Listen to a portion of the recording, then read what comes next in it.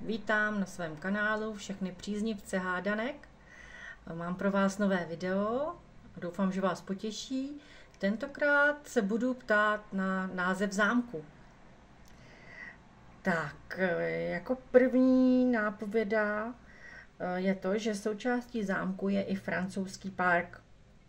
V roce 1720 na zámku vypukl požár, který ho téměř zničil.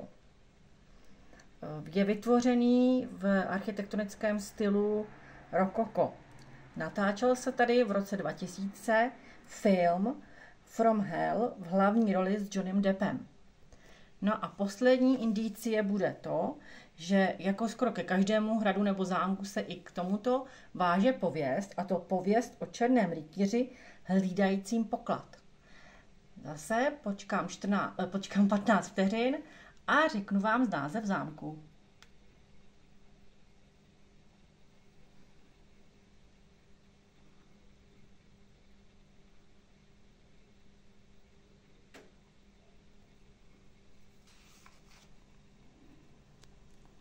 Tak, kdo neví, je to zámek Dobříš. Koukněte se, jaký je krásný. Zámek Dobříš. Tak děkuji vám za zhlédnutí a budu se těšit na příště.